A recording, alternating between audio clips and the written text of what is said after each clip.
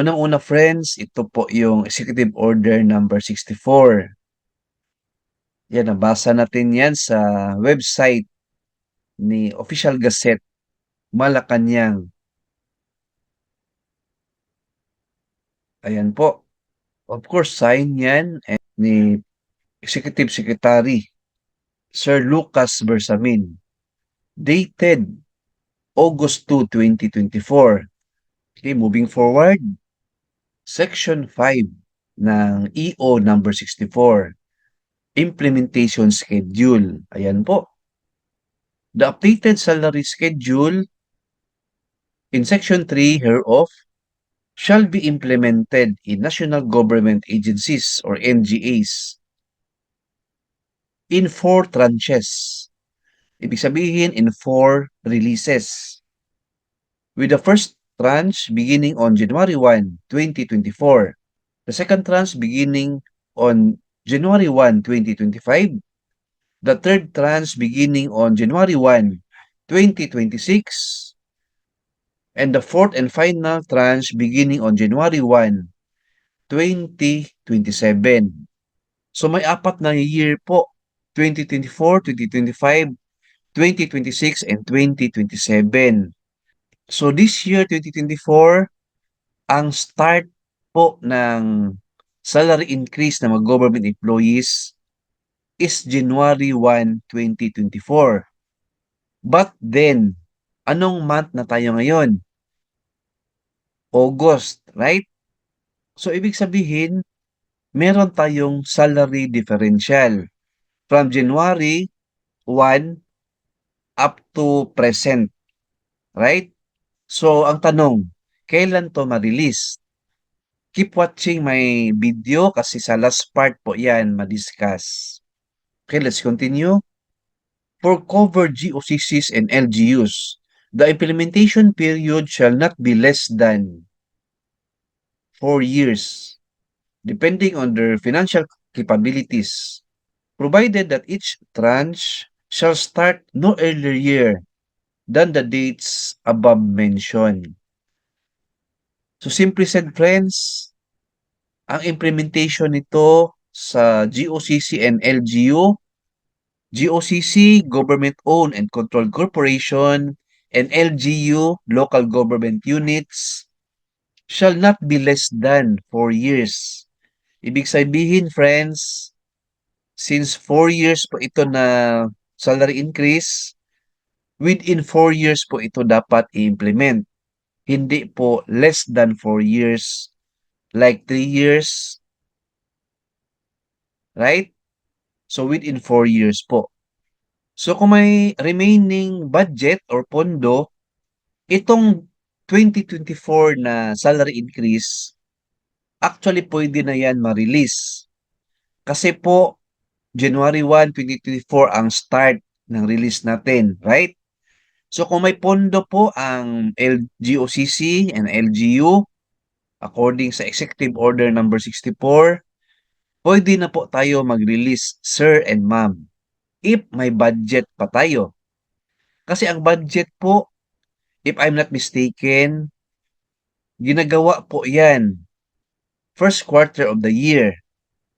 For example, yung budget sa 2024, ginagawa po yan, sir and ma'am, based sa experience ko and alam ko, first quarter of 2023 po ginagawa na yan.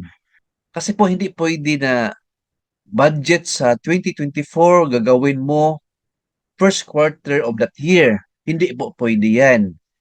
Kasi may process po yan and approval pa sa DBM if I'm not mistaken. Right?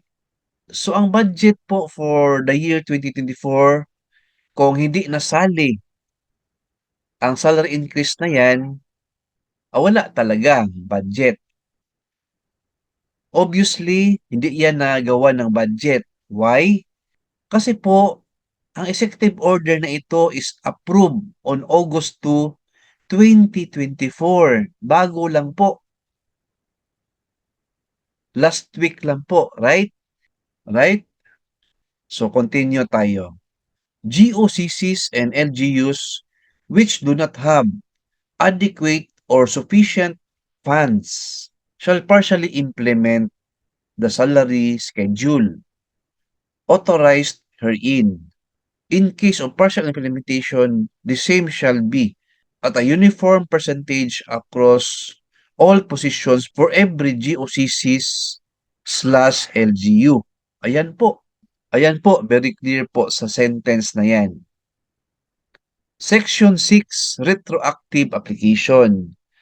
The first tranche of invitation of the salary schedule for civilian personnel shall be effective January 1, 2024. Ayan po. Very clear po na ang start ng salary increase or first tranche is on January 1, 2024. Diyan po mag-start ang computation. Although August 2024 po na approve and sign ni President BBM ang executive order na ito, but then January 1, 2024 ang start ng increase na ito. Ang tawag nito is retroactive application. Ang tanong, kailan ma-release?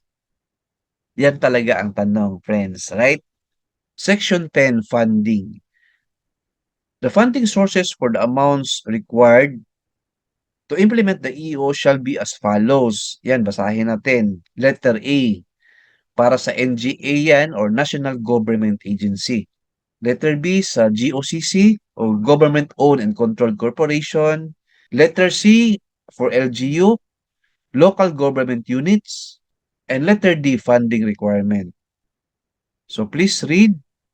Importante po itong funding, friends, kasi it refers to budget. Kasi ang executive order po, hindi yan siya ma-implement kung walang budget, walang pera, in other words.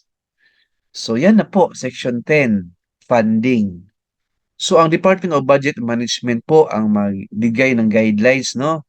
Kung kailan talaga ma-release ang mga salary increases na ito. But of course, may authorization na from Congress and mapunduhan na ng government office concern or government agencies concerned. Ayan po. Hope na bigyan natin ng awareness ang mga government employees sa Executive Order number 64. Lahat po tayo ay excited sa increase na ito, but we need to wait po kung kailan ma-release ang mga salary increases na ito. Thank you for watching. Please like, share this video, and subscribe my YouTube channel. Thank you, God bless, and 2 thumbs up.